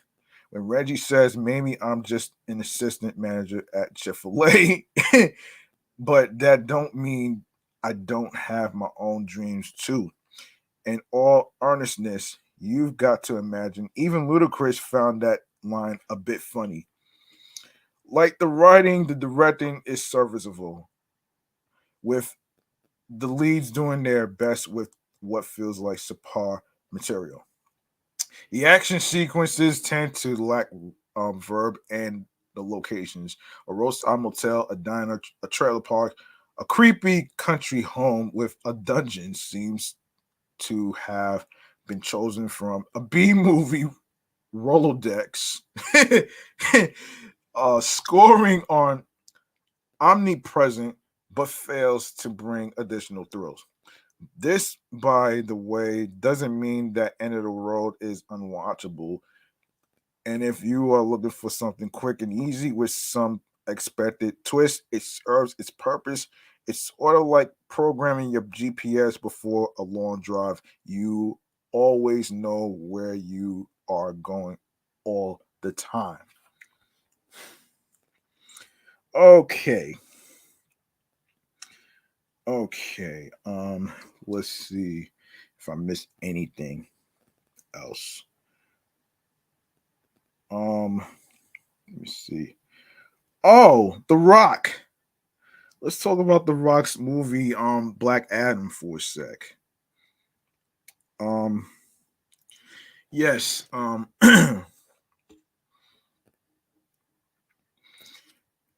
yes, Dwayne The Rock Johnson has delved into the reasons he fought for Black Adam and Shazam to headline their own solo movies. It's been 15 years since Dwayne Johnson was first announced to be playing the anti-hero Tef Adam, aka Black Adam, in a DC film pitting the character against his longtime rival Shazam. Of course, those plans were eventually changed, with Zachary Levi starring in 2019 Shazam and December's Shazam Fury of the Gods. Black Adam hits theaters on October 21st. Mark your calendars. And Johnson has been speaking out regarding Black Adam needing his own movie after reading the script for the original Shazam joint venture. Now, the actor is detailing why he wanted to protect Black Adam's ruthlessness, and violence. The XFL. Hold on a second. The XFL owner replied to a tweet discussing Shazam. Moving forward without Black Adam, 100% true. Original script had both hashtag Black Adam, hashtag Shazam, establishing their original origin stories in one film. I fought hard for both characters to have their own standalone films for the fans to enjoy, Johnson said, and protect Black Adam's ruthless and extremely violent tone as we build out hashtag DCEU. One key note is the revelation that Dwayne Johnson preferred for the GSA, of course, stands for Justice Society of America, to star in their own feature film.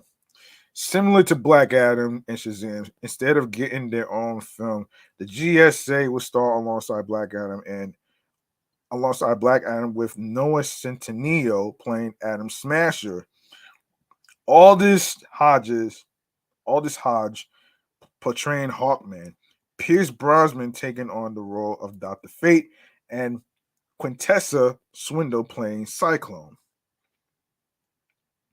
When the first draft of the movie came to us, it was a combination of Black Adam and Shazam, two origin stories in one movie, Johnson told Vanity Fair. Now that was the goal. So it wasn't a complete surprise. But when I read that, I just knew in my gut, we can't make this movie like this. We would be doing Black Adam an incredible disservice. It would have been fine for Shazam having two origin stories converge in one movie, but not good for Black Adam. After signing on to co-star as the big bad of Shazam in 2014, Johnson lobbied for Warner Brothers to spin off the powerhouse into his own film. Shazam moved forward with director David F. Sandberg and a cameo by Tef Adam. The film instead pitting Billy Batson and his adult superhero counterpart, played by Zachary Levi, against the seven deadly sins wielding Dr. Thaddeus Savannah, played by Mark Strong. End quote. I made a phone call, Johnson recalled. I said, I have to share my thoughts here. It's very unpopular because everybody thought, hey, this script is great. Let's go make this movie. I said, I really think that you should make Shazam, make that movie on its own in the tone that you want. And I think we should separate this as well. And of course, directed by Jami Colette Sarah. Black Adam lands in theaters on October 21st. Of course, I seen the damn trailer for Black Adam, man. Of course, I seen that shit though, man. It looks pretty dope though, man. You know what I'm saying? So I'm pretty sure you want to mark your calendars for October 21st. That's when Black Adam hits theaters and it's PG-13 for those of you who may not know what the rating is. Okay. Now I said I was gonna save the best for last on this one, man. And this is regarding to a recap of what went down in um the what is it? Wait a second. Before I get to anything else, let's get to let me make sure I didn't miss anything. Oh, let me talk about the recap and what went down in New York Fashion Week. Ooh. Now I said I was gonna do a recap on that shit, so let's um okay. According to let's jump right into this. All right, so t-shirts crafted. So this is according to Complex. So t-shirts crafted oh boy. T-shirts crafted the bulk of Nguyen Incorporated Incorporated's debut for New York Fashion Week, which featured 20 looks, mostly crafted from used t-shirts sourced from Goodwill. T-shirts are something that Kim and Nguyen has long been familiar with. The Vietnamese New York City based designer previously worked at Supreme and Marc Jacobs for several years before launching her own label, Nguyen Inc. In 2020, selling upcycled t shirts. Despite her connection to the streetwear giant, Nguyen Inc.'s first collection offered far more than graphic t shirts. Instead, t-shirts were upcycled into ruffled broad tops, paneled badou corset tops, strapless bubble dress, and more.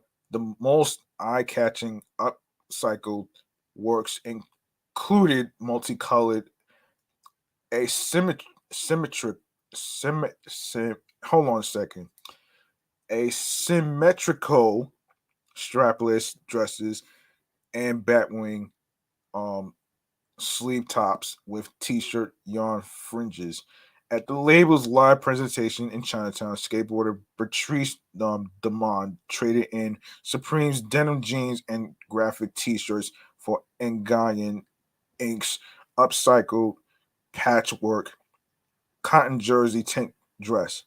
Artist Eri Wakiyama walked in one of the label's signature upcycled fitted t-shirts and a crochet miniskirt. In Nguyen's first collection was titled Ham Cho, which, according to Nguyen's parents, means you only live once, or someone who parties way too hard in Vietnamese. It was an apt name for a free-spirited collection that also felt like a celebration for one of New York City's emerging creators. Wow. And one more thing to actually cap this episode right here is, of course, the wipeout.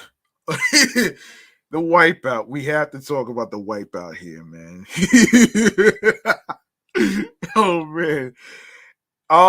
New York Fashion Week is a contact sport. Just ask this poor model who had a very hard time staying on her feet while rocking painfully high heels down a runway. Of course, you can check this clip out obtained by TMZ, which shows an unidentified model strutting down the catwalk at a warehouse in NYC, which stands for New York City, folks. The event was for a brand called Alicia's Dreams. And from the looks of it, this was a packed house. So lots of eyeballs on the models, the clothes, and the shoes. Unfortunately for this woman, that meant tons of people watching her wobble her way down the path before eventually falling hard to her knees. Oh, man.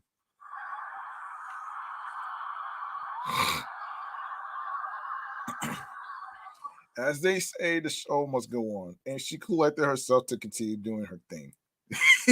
Yeah, of course she did. That didn't last though. She toppled over a couple different times, but the crowd appreciated her perseverance. They actually applauded her when she got up a second time, this as she finally exited backstage.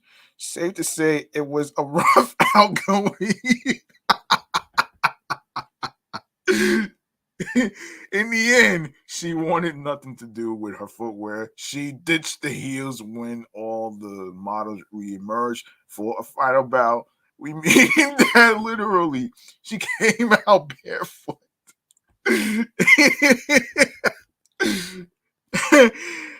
Oh man, New York Fashion Week was all about spring and summer styles, but at least one model was ready for a fall. Wipeout!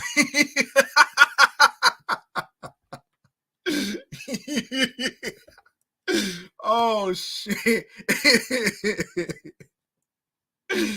Oh my god!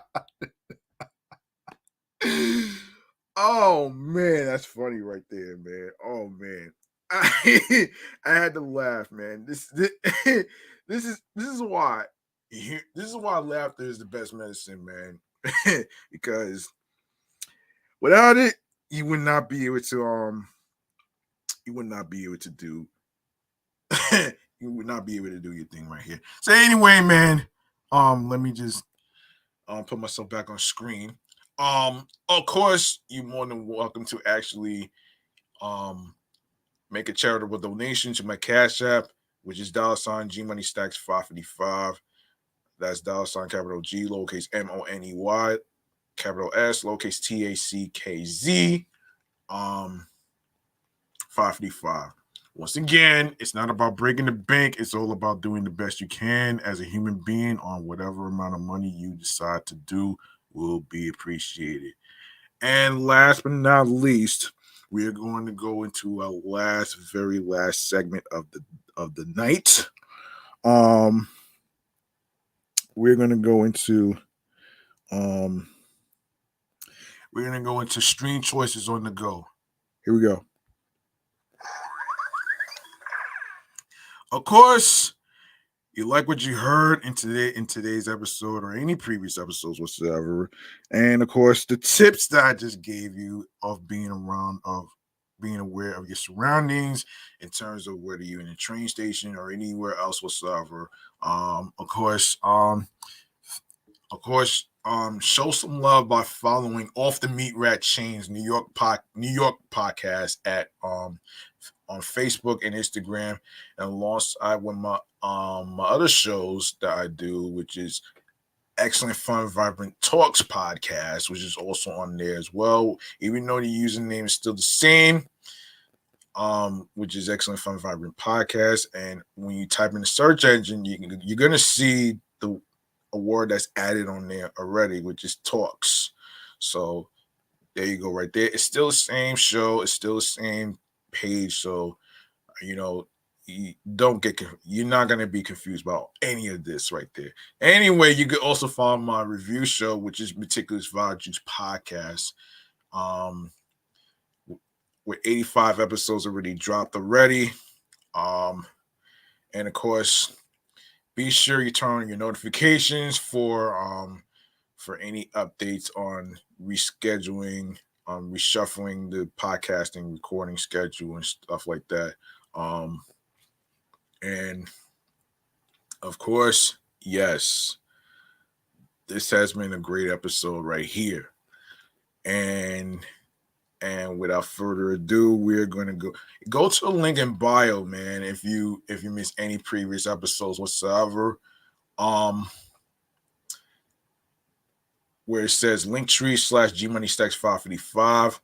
I still have the link for the Crown Act website where you can actually sign a petition and share it with senators and all these other people in regards to ending hair discrimination. I actually talked about this maybe once or twice.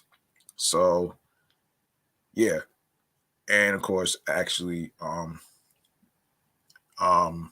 that's one of the things I actually tried to do on here and I did raise awareness on hair discrimination right here. And in case you didn't see this website right here, this is the Crown Act website, which is www.thecrownact.com.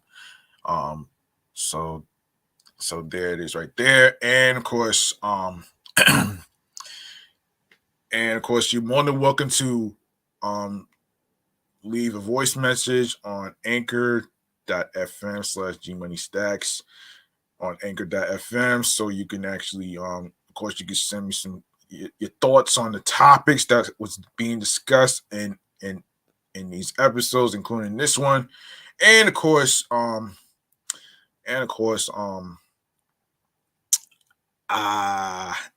actually like I was talking about earlier about doing a Q&A episode. I'm trying to really figure out some stuff. So I'm gonna post a question on the podcast show page right there on after I finish up here. So we'll see what's going on here.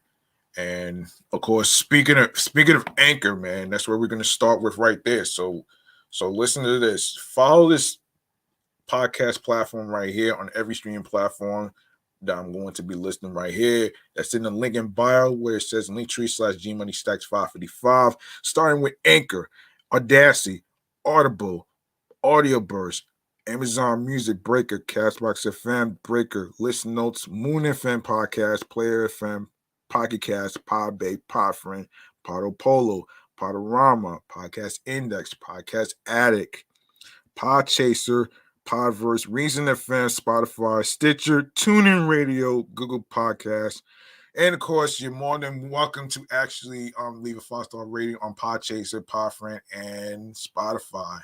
5-star rating, leave a review with your thoughts; it'll be appreciated. And of course, you can listen to Off the Meat Rat Chainz New York podcast on Radio Public with the whole list of episodes is on there in case you miss any of them. And you can do the same with iHeartRadio, the #1 app for music, radio, and podcast. Make sure you follow Off the Meat Rat Chainz New York podcast on there alongside with my other platform shows, which is Excellent Fun Vibrant Talks podcast, the sports edition show, and of course there's Meticulous Vibe Juice podcast review show right there. All right. And last but not least, the YouTube. Make sure you grab that subscribe button for me on the YouTube channel page of G Money Stacks 555, where you can see all the New York episodes uploaded and posted to the YouTube channel page. Click that noti bell so you can be reminded when the show goes in the air via live stream. Leave a like and a comment along with the episodes and topics that was being discussed, along with the tips that I just gave today in regards to what went down in Brooklyn with the lady getting sexually assaulted. Of course, you know, don't be afraid to actually reach out for help with from a transit officer or NYPD officer or MTA worker. You know what I'm saying? So that's my tip and solution right there. And and also for more video content, upcoming episodes, previous episodes, in case you missed any of them whatsoever, don't worry, everything's all there on the channel page. And of course, I want you to be able to download these episodes, share these episodes, share the videos. Be sure to actually to tell a friend to another friend. Of course, listen, stream, download, and watch these episodes. And of course, be sure to actually share share with among the people you know, especially share the podcast along with your friends. Actually, yes, your friends, your wives, your husbands, girlfriends, boyfriends, friends that you're cool with, the people you are cool with. And of course, you can even share with your DJs along with everybody else on there whatsoever. So, and along with the link that says Linktree/G Stacks 555 on there. So make sure you actually share that link with everybody that you know. And of course, that's gonna wrap it up for this episode 187, titled "Staying Alive," man, by DJ Khaled and all that other stuff. So thank you very much for listening and rocking and hanging out with me on the 187th episode of this New York podcast episode right here.